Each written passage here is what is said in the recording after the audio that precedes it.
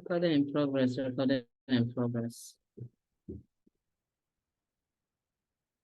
No problem. Nenu. Mana picture can cut there. Or time.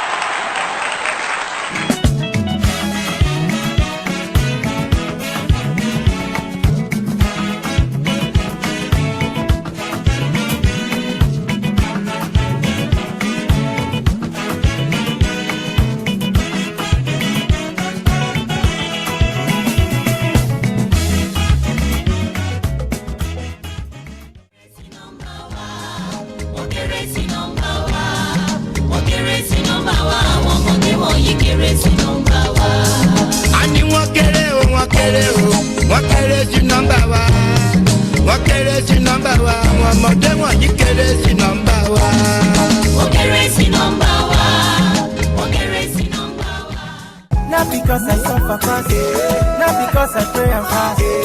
No be your show, no be jazz. I'm watching.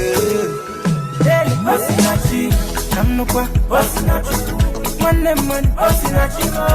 I'm watching. Daily Osinachi, Mama, Osinachi.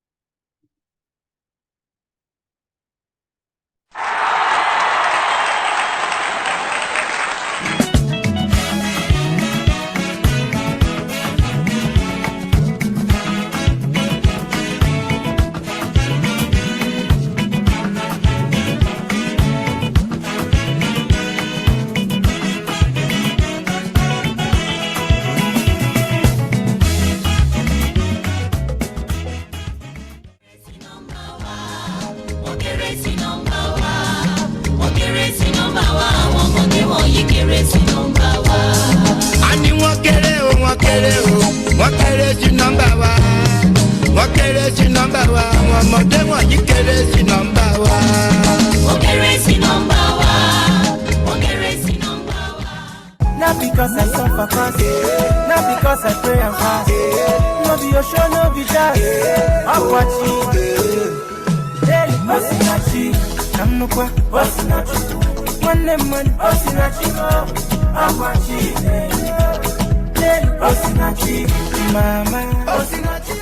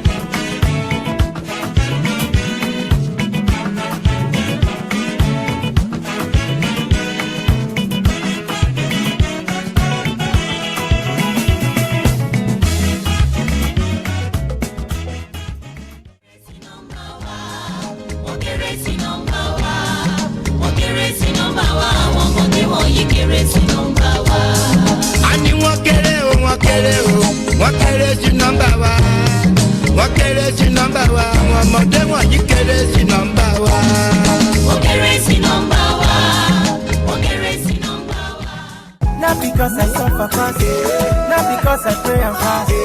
No be your show, no be that. Akwachi, daily osinachi. Namnukwa osinachi. One man osinachi. Akwachi, daily osinachi.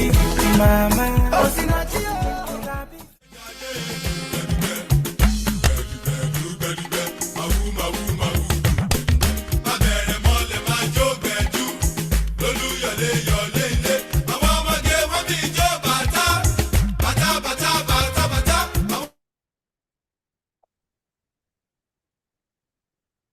All right, welcome everyone. I hope you're all doing well today. Is everyone here? Do we have presenters in person? Yes, we can hear you, Flo. Okay, good. All right. Welcome everyone, and good morning from San Diego. Good afternoon in Lagos, and good day wherever you are in the world. Thank you so much for joining this session of LSA 2023 conference. And it's one of the series in Decoloniality in Transition. So this is the third part of this session, and I want to welcome you all, both our audience in person and those joining virtually. My name is Gabriel Bangbushe. I teach at the University of California, San Diego, and I'll be chairing this panel today. Please, I just want to say do we have any audience online? Yes. So please feel free to use the chat and the Q&A for questions and comments. And we look forward to the exciting conversation today. Thank you so much.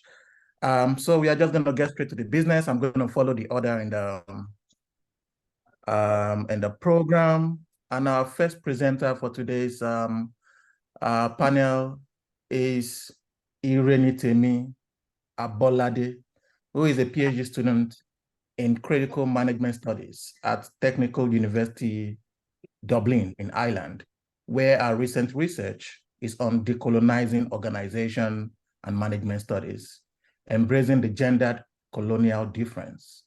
She intends to explore Nigeria's informal economy from a decolonial feminist perspective. Currently, she is in receipt of a TU Dublin Research Award. Irenitemi also holds a master's degree in development sociology from the University of Ibadan. She is an astute researcher, both in qualitative and quantitative studies, and has some publications both in regional, national, and international journals. So I'm just going to say, first of all, before we start, because this is a full panel, we have 5 people, and we have 1 hour, 30 minutes to get everything done. Please keep the presentation to 12 minutes so that we can have enough time for conversation. So without much ado, I'm going to yield to Irenitemi, who is going to be presenting a paper titled Isheowo, a decolonial interrogation of youth unemployment and informality in Southwestern Nigeria. Thank you. Thank you so much. I hope you can all hear me. Oh, okay. So I'm just going to try to start by sharing my slides.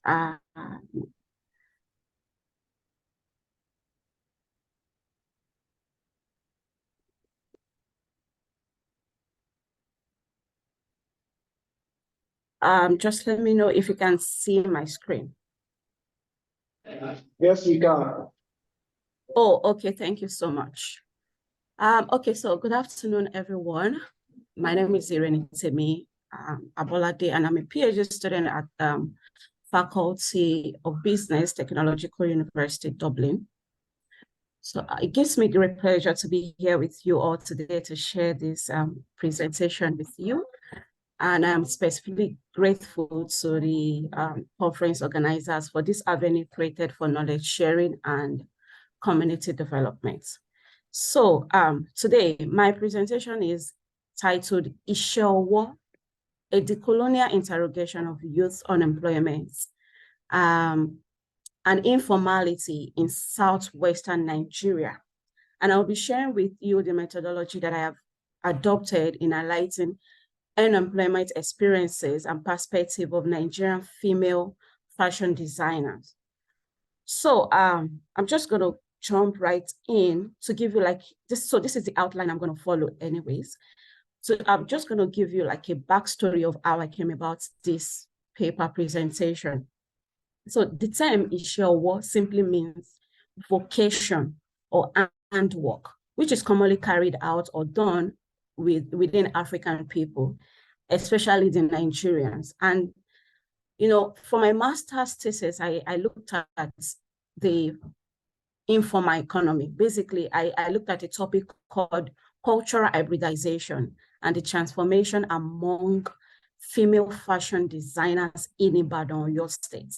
And one of the findings that stood out for me was the unsustainability of neoliberal formal form of employment that has forced many Nigerian youth, in fact, also the university graduates, to look for alternative means of employment, rather other than the usual white-collar job, blue-collar job that we all know. And this gap within the Nigerian labor force, due to the continued reliance on neoliberal approach of employment, stirred my thinking and my curiosity to know more, to see how scholarship are discussing youth unemployment or employability within Global South context. Youth unemployment unemployment and employment narrative, to me, what I found out is that oftentimes most of this narrative are being told from a privileged and dominant perspective, which sort of silences the voices and agency of resilient Nigerian youth entrepreneurs who are in precarious economic situation. So the objective of my presentation is an attempt to interrogate this dominant narrative and, to resurface the recontextualization of Western understanding of employment through resilient practices among Nigerian youth. As I go on in my presentation, I would like the audience to look at these critical questions, because when I was preparing my presentation and my paper generally, I began to ask myself questions, and this is one of the questions that stuck with me. And the question is, how do we surface alternative narrative when we continue to use dominant methodologies, theories, and practices to evaluate people? So youth unemployment, this is a pictorial evidence of what unemployment look like in Nigeria. This is a picture of someone, an educated person who has gone to school but then end up being unemployed, broke, and depressed. And this is another picture of people chanting educated and unemployed. And youths have been identified as the most vulnerable group of people in labor markets, and they suffer precarity. And according to United Nations, there are about over 1 billion youth across the world who are under 30. And, out of like 85% of these people are living in developing society like Nigeria, for instance. And, what I found out is that about 70% of this population reside in Nigeria. That's about 151 million youth in Nigeria, who unfortunately are being, being a vulnerable person when we talk about unemployment or employability. Most times, these people who are the power source or powerhouse of the society are not even well equipped when it comes to getting employment or moving up above the strata in terms of economic development or growth, and that is very worrisome if you ask me. But one thing I want us to understand is that when we talk about unemployment or employment between global South and global North, we should always understand that there is a huge difference in terms of the experiences of youth in global South and youth in global North. This is because in global South, the main features of youth in global South is the disruption of local context of their understanding of employability or employment or economic growth through colonization, which has led to youth lacking important socialization experience and also being disconnected from social capital and local knowledge.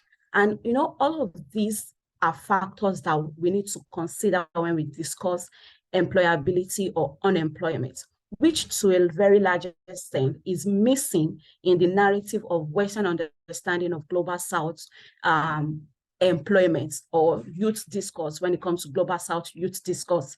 And so because of this gap that I have identified, I adopted, sorry, just a minute. These are the policies that, the government, right from, let's say, military regime onto democratic era, that they've tried to sort of adopted to fight unemployment in Nigeria. There's the issue of Shopee, there is Empower, there's UWIN, and there is the General National Youth Service Corps, there is PS, and one that actually stood out for me, especially within the context of this presentation, is the return to entrepreneurship. When you speak to people in non-governmental organizations, they tell you, oh, youth need to acquire skills, they need to go back to vocation training, they need to learn how to do this and that. And if you turn to the government also, when you ask them how to fight unemployment in the society, they tell you, oh, youth need to understand that they need skills to progress, they need skill sets. And this is something that was there before colonization. Before colonial contacts, Nigeria as a society is known for informal economic activities. And after that, after colonial contact, there is that neglect of our usual way of doing things, our acquiring vocational training, because most of all this training were relegated to the background as being a skill for people who are uneducated. So those that probably went to school are made to see white-collar job as the only way to move up the strata. So through the colonial perspective, I have interrogated this understanding of economic development. And so I adopted the colonial perspective, in order to surface the experiences of Nigerian youth. And specifically, I looked at female fashion designers, basically. I look at female fashion designers and how their motivation to become a fashion designer, even after going through Nigerian education system. And, through this theory, which is a theory that helps me understand coloniality and modernity, and specifically Global South knowledge system, I was able to challenge the ideology of the current advocacy to return to entrepreneurship as a way out for Nigerian youths, and also to challenge neoliberal economic development ways of employment, rather. That way I'm able to showcase that Nigerian system have always been one who are always engaging in isheowo, who are used to the informal way of employment.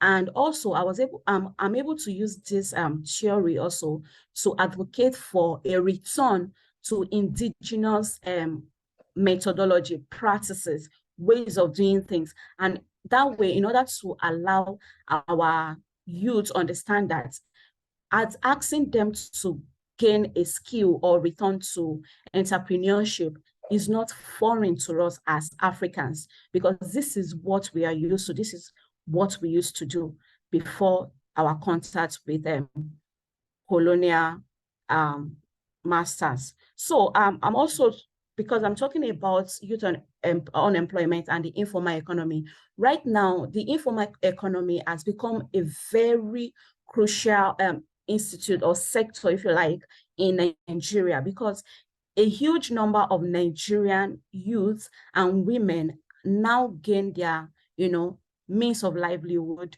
in the informal economy. About 61% of the world population, in fact, make a living in the informal economy, which was relegated during colonialism as a shallow sector, or a sector that shouldn't be reckoned with, a place meant for the less privileged, a place meant to be, uprooted because it does not fit into the understanding of Western development or growth. So I'm just going to jump straight to my methodology. And so in this presentation, this paper, I adopted an exploratory qualitative approach to the study. And the study basically was conducted in Ibadan metropolis, within the University of Ibadan, Aziz and I was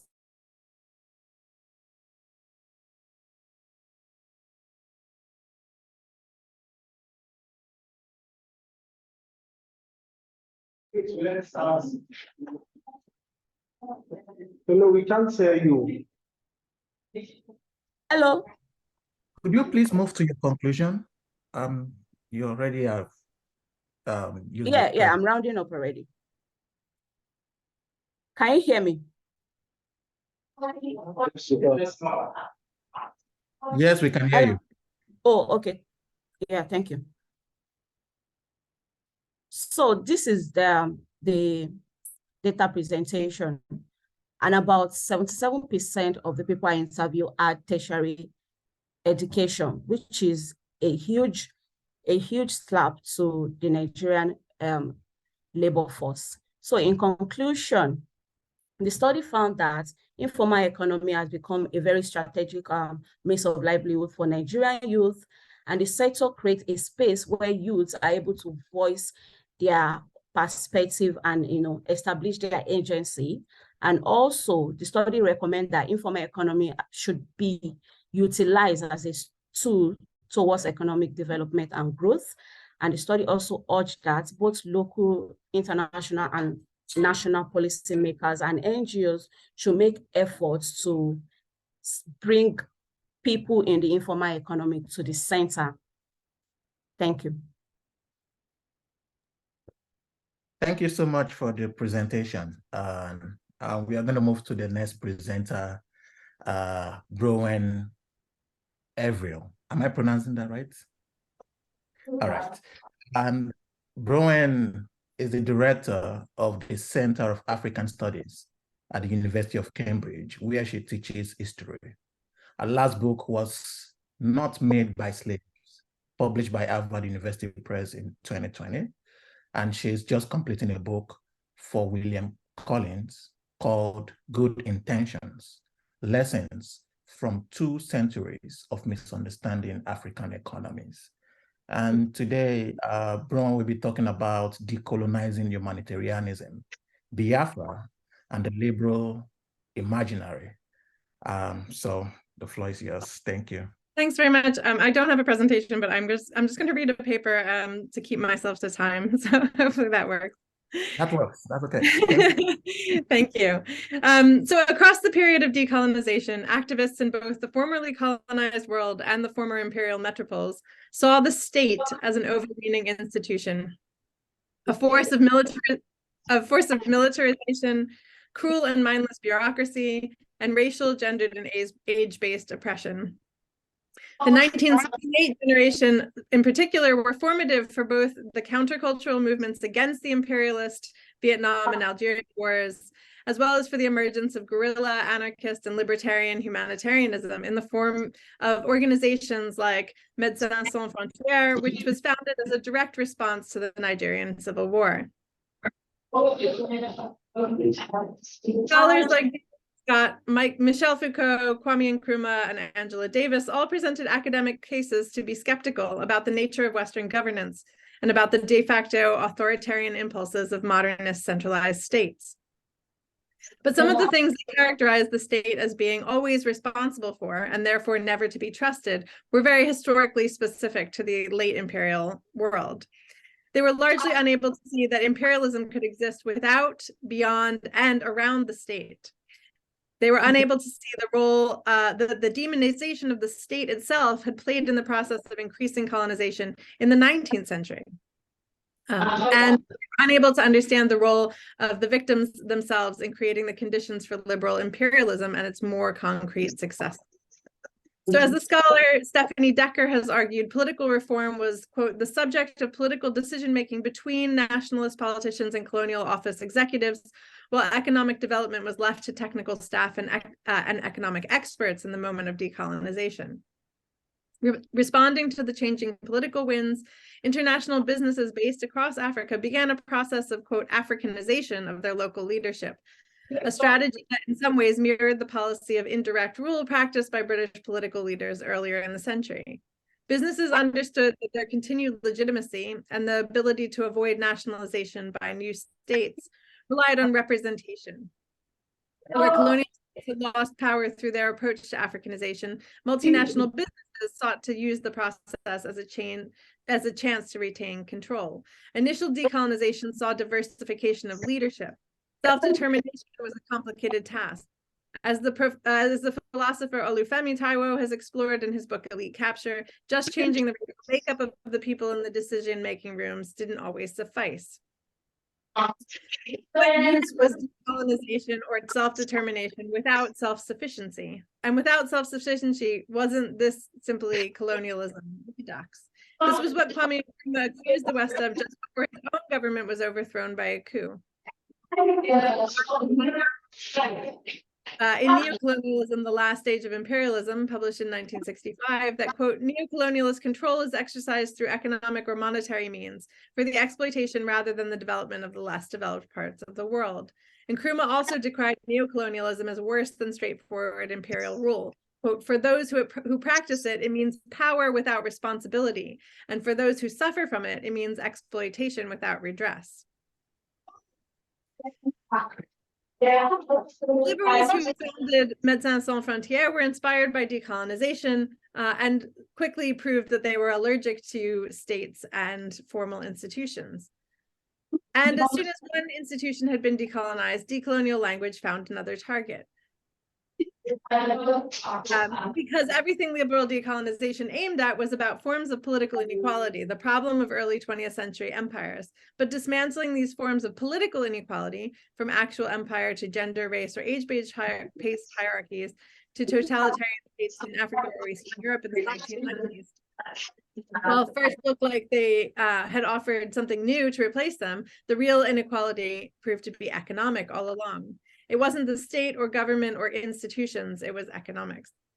Because to the liberals fighting for decolonization, the individual rights that would emerge were expressions of consumer power, primarily. The anarcho-liberal James Scott lays out his prescription of how and why high modernist states in the global South were unable to complete the development plan and why they were in fact catastrophic failures. As he writes, quote, much of this book can be read as a case against the imperialism of high-minded planned social order. Specifically, he argues against an imperial or hegemonic planning mentality that excludes the necessary role of local knowledge and know-how. Effectively, he posits individualism against utilitarian authoritarianism. Scott and his contemporary students painted practical experience as the opposite of high-minded hierarchical ivory tower expertise emanating from the UN, the World Bank, Soviet state, United States, and other modernist institutions. Bannon Scott was a much more reliable interlocutor. The liberal, wherever they were, was a better judge of human rights than the state.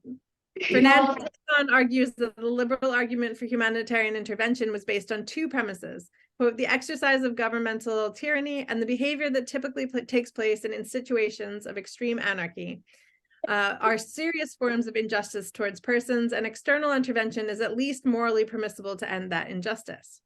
Bernard Levy, the French liberal pop intellectual, has similarly been cited as a warning that postmodernism and anti-totalitarian liberalism, motivated by a desire to prevent the repetition of the 20th century's worst episodes of mass violence, risks drawing foreign policy into imprudent conflicts, even as it deprives domestic policy of the economic instruments and cultural identifications by which conflicts might be overcome. The quintessential example of this vision of agile, on-the-ground, anti-state humanitarian has been MSF, as recounted by the historian Eleanor Davey. Its own foundation was really focused on the hierarchical, structured, and nation-state-bound internationalism of the UN and the old blue-chip aid agencies like the Red Cross and Save the Children. And it was specifically targeted at their inability to successfully aid the Biafran cause during the Nigerian Civil War, which Bernard Kouchner believed was the sort of correct moral side of that war.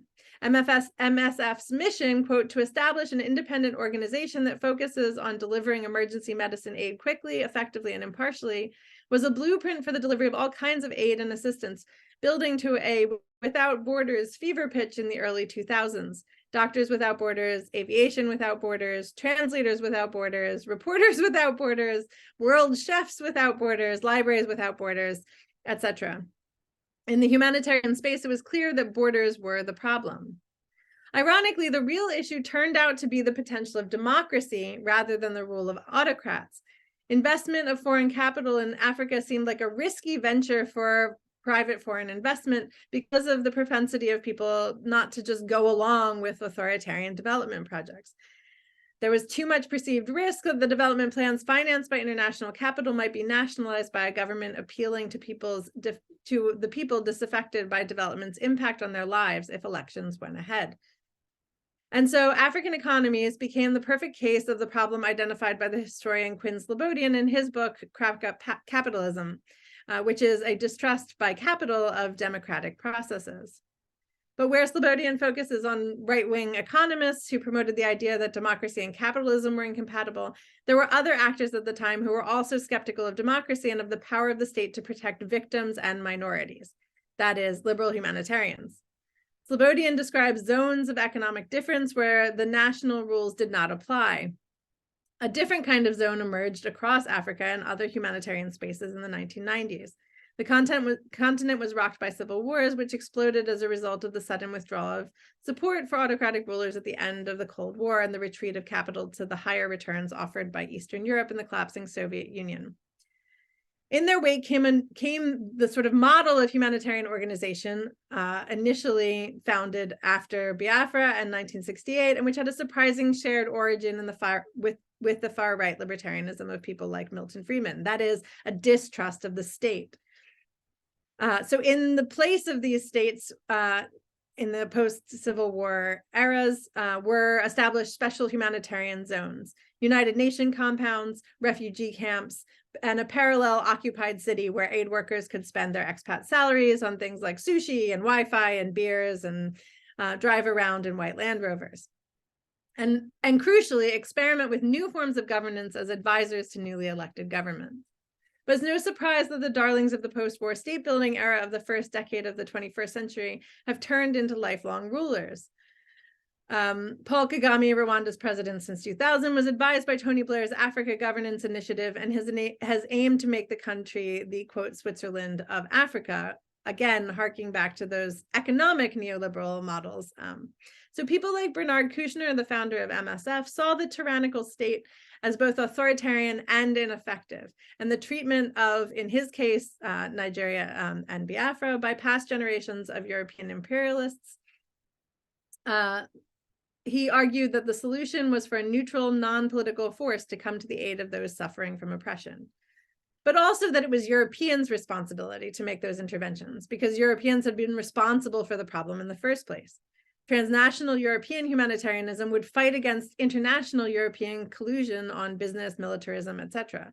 In effect, fighting against other European forces. And in this way, they, like the neoliberal economists in charge of the international financial institutions that Nkrumah was decrying as neocolonial, the IMF, the World Bank, and later on things like the World Trade Organization, as well as thinkers like Hayek and Friedman, saw democracy itself as a threat to individual rights. Democracy couldn't be trusted. It could be manipulated by ideology. It could morph into populist nationalism or totalitarianism, or spark into quote unquote tribal conflicts. Instead of democracy, representation was what was important. That the voiceless victims of despotic governance, cruel majorities, or mercenary traders be represented by someone with power. So again, that sort of problem of elite capture, somebody in the room who is the face rather than necessarily having everybody have the voice.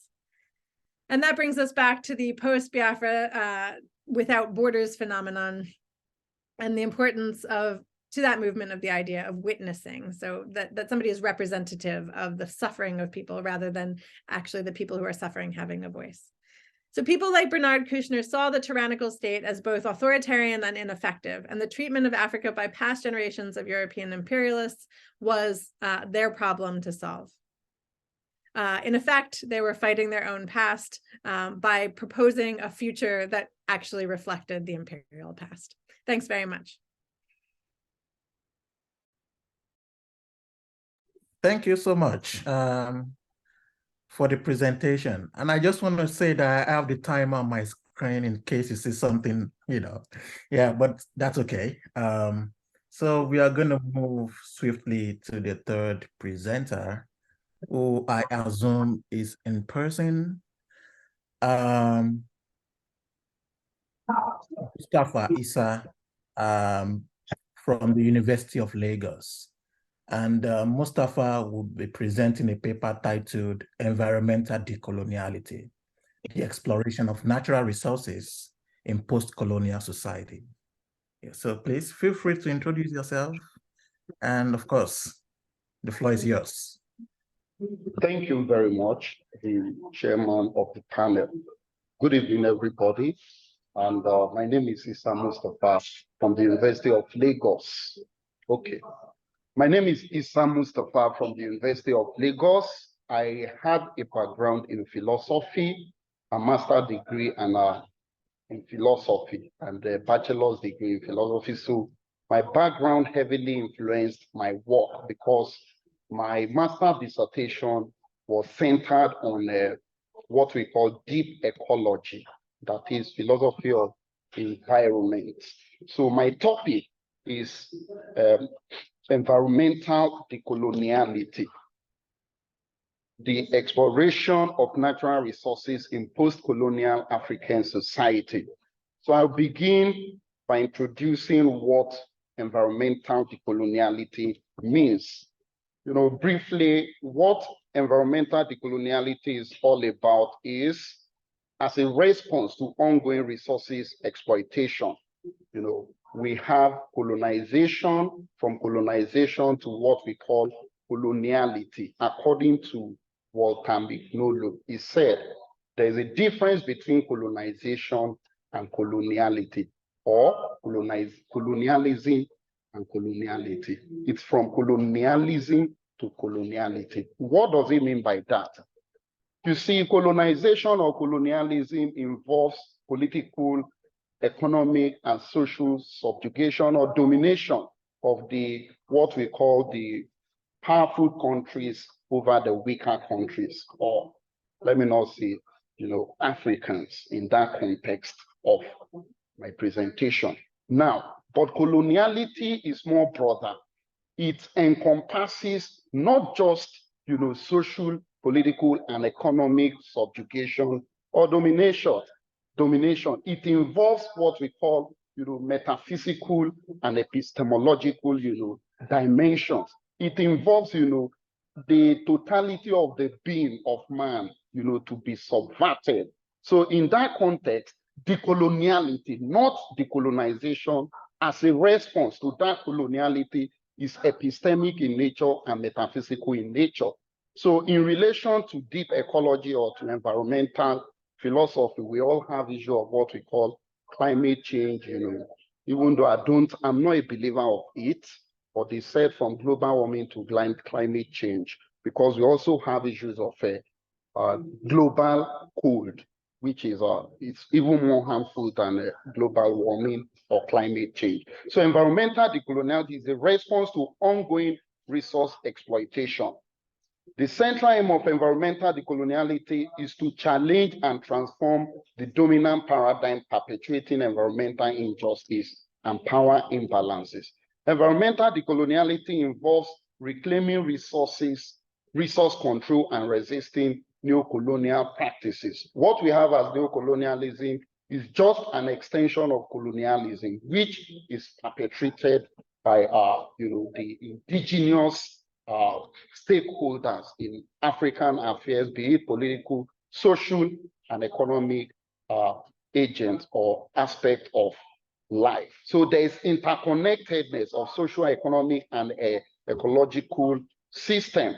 So I'll move to what my topic is really centered on, that is the aim. Environmental decoloniality has emerged as a response to the ongoing exploitation of natural resources in post-colonial African society. It seeks to challenge and transform the dominant paradigm that perpetuates environmental injustice.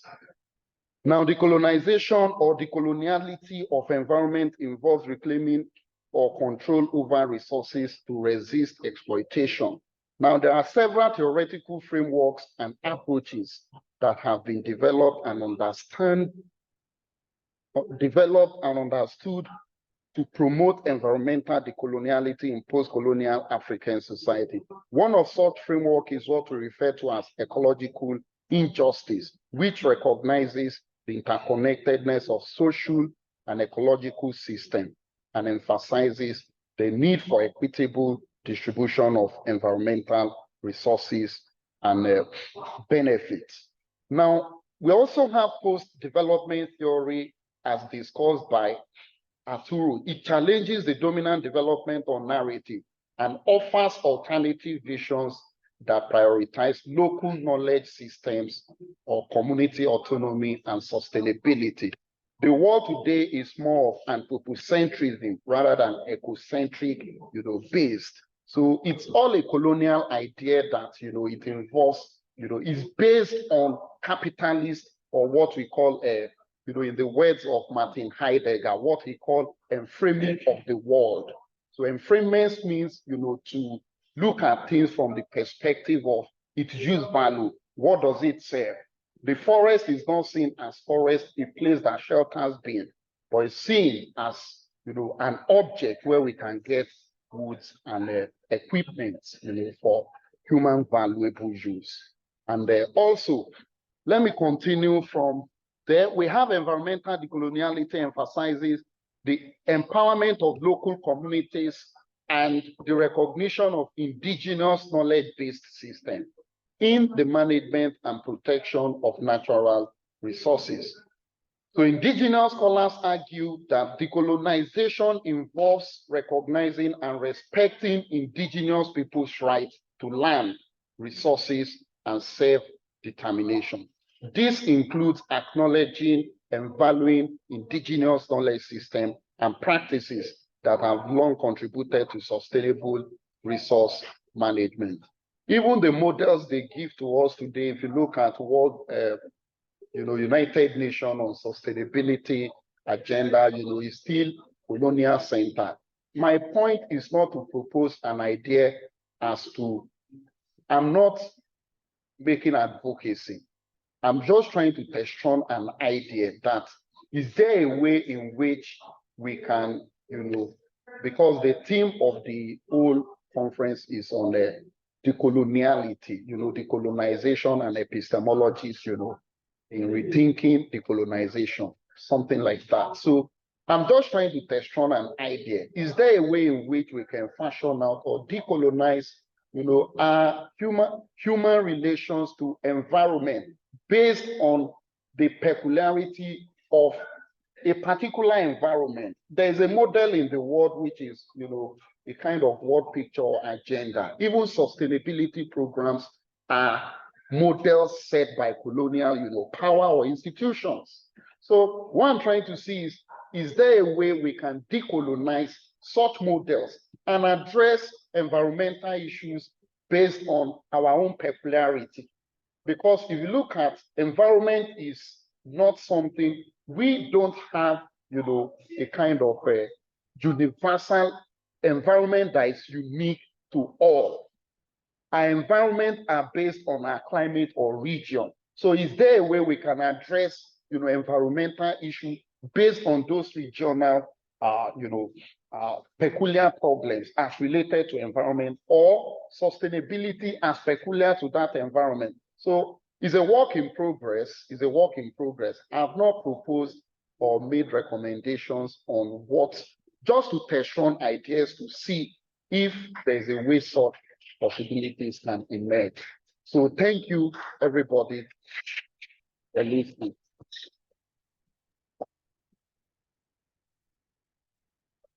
Thank you so much for the time management. And I want to move to the next presenters swiftly. Emmanuel Ufuasia, please pardon me if I'm not pronouncing your name well, and feel free to correct me. And the next, the second presenter here is Sheriff Olasukome Ebiyemi. Emmanuel teaches philosophy at the Philosophy Department of National Open University of Nigeria. He specializes in process ontology, African philosophy of religion, animal rights, African logic, and Ifa studies. He is widely published in these areas and has received local and international grants from organizations and institutions such as the Birmingham Center for Philosophy of Religion, the John Templeton Foundation, Culture and Animal Foundation, and Institute of African and Diaspora Studies in the University of Lagos. And the next presenter, the second presenter, we have two presenters on this for this presentation. Sharif was born and brought up in Lagos, Nigeria, and he works as a lecturer in the Department of General Studies, Federal College of Dental Technology and Therapy, Trans Ekulu, Enugu, Nigeria. Currently, he works as a lecturer with the Department of Philosophy, Lagos State University, or JOP, Lagos, and he holds a master's degree in philosophy from the University of Lagos. His research interest includes African philosophy, environmental philosophy and ethics, and he teaches, and he has published in local and international journals. So the title of their presentation is Decolonizing the Masculine Depiction of God in African Traditional Religion, the Igbo and Yoruba as illustrations. So I yield to the presenters. And I hope you have your PowerPoint, or do you want me to help project that? Please let me know how you want me to proceed. Thank you, the chair. I have the PowerPoint is there. Yeah, share it. All right. Thank you.